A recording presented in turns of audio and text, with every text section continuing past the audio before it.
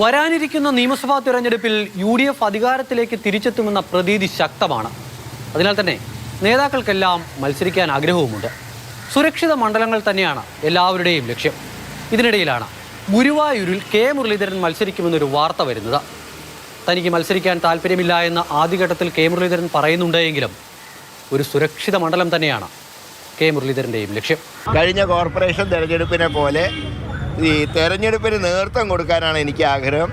മത്സരിക്കാൻ എനിക്ക് ആഗ്രഹമില്ല. ബാക്കിയെല്ലാം പാർട്ടി പറയുന്ന പോലെ അനുസരിക്കും. ലോക്സഭയിലേക്കും നിയമസഭയിലേക്കുമായി കേരളത്തിൽ തലങ്ങും വിലങ്ങും ഓടി നടന്ന് മത്സരിച്ചിട്ടുണ്ട് കെ മുരളീധരൻ. പാർട്ടി പലപ്പോഴും കെ മുരളീധരനെ നിയോഗിച്ചത് എളുപ്പത്തിൽ വിജയിച്ചു വരാൻ കഴിയുമായിരുന്ന സീറ്റുകളിലേക്ക് പോലുമല്ല.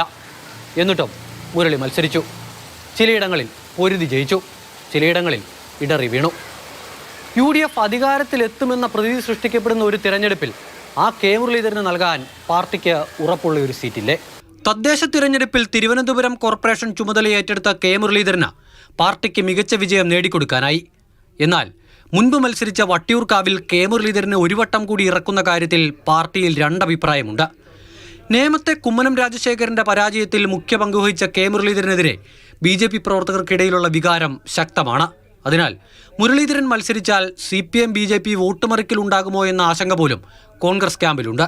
ന്യൂനപക്ഷ വോട്ടുകൾക്ക് സ്വാധീനമുള്ള ഏതെങ്കിലും ഒരു മണ്ഡലം മുരളീധരനും ആഗ്രഹിക്കുന്നു.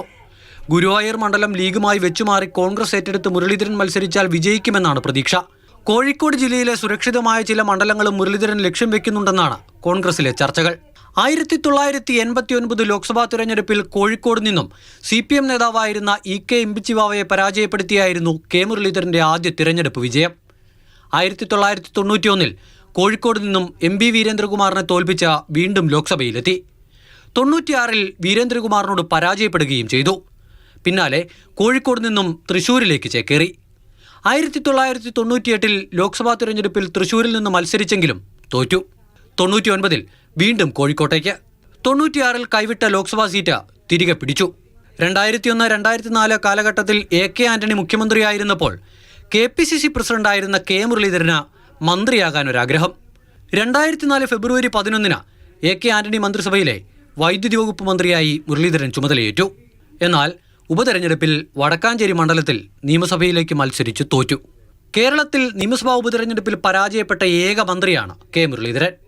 2006 നിയമസഭാ തിരഞ്ഞെടുപ്പിൽ കൊടുവള്ളിയിൽ നിന്നും UDF സ്ഥാനാർത്ഥിയായി മത്സരിച്ച കെ മുരളീധരൻ CPM സ്വതന്ത്രനായ PTA റഹീമിനോട് തോറ്റു. പിന്നാലെ പാർട്ടിയിലെ ആഭ്യന്തര സംഘർഷങ്ങളും മുരളീധരന്റെയും പിതാവ് K കരുണാകരന്റെയും പാർട്ടി വിടലും. 2009 ലോക്സഭാ തിരഞ്ഞെടുപ്പിൽ വയനാട് മണ്ഡലത്തിൽ കെ മുരളീധരൻ NCP സ്ഥാനാർത്ഥിയായി മത്സരിച്ചെങ്കിലും 3ാം സ്ഥാനത്തായി. പിന്നീട് പാർട്ടിയിലേക്ക് തിരികെ എത്തിയ കെ മുരളീധരൻ 2011 നിയമസഭാ തിരഞ്ഞെടുപ്പിൽ വട്ടിയൂർക്കാവ് നിയോജക മണ്ഡലത്തിൽ നിന്നും കൈപ്പത്തി ചിഹ്നത്തിൽ മത്സരിച്ച CPMലെ ചെറിയാൻ ഫിലിപ്പിനെ പരാജയപ്പെടുത്തി. 2016 വട്ടിയൂർക്കാവിൽ നിന്ന് തന്നെ വീണ്ടും നിയമസഭയിലേക്ക്. 2019 ലോക്സഭാ തിരഞ്ഞെടുപ്പ് ആയപ്പോൾ കെ മുരളീധരനെ പാർട്ടി നിയോഗിച്ചത് വടകരയിൽ മത്സരിക്കാൻ. വടകരയിൽ P ജയരാജനെ തോൽപ്പിച്ച വീണ്ടും MP ആയി. വട്ടിയൂർക്കാവ് MLA സ്ഥാനം രാജിവെച്ചു.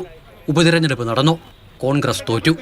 2021 നിയമസഭാ തെരഞ്ഞെടുപ്പിൽ BJPയുടെ ഏക അക്കൗണ്ടായ നേമം പൂട്ടിക്കുക എന്ന ലക്ഷ്യത്തോടെ കോൺഗ്രസ് വടകരയിൽ നിന്നും വീണ്ടും മുരളീധരനെ തിരുവനന്തപുരത്തേക്ക് എത്തിച്ചു. പക്ഷേ പരാജയമായിരുന്നു ഫലം. 2024 ലോക്സഭാ തെരഞ്ഞെടുപ്പിൽ വടകരയിൽ നിന്ന് മാറി തൃശൂരിലെത്തി മത്സരിച്ചെങ്കിലും BJP സ്ഥാനാർത്ഥിയും ചലച്ചിത്ര നടനുമായ സുരേഷ് ഗോപിയോട് പരാജയപ്പെട്ടു.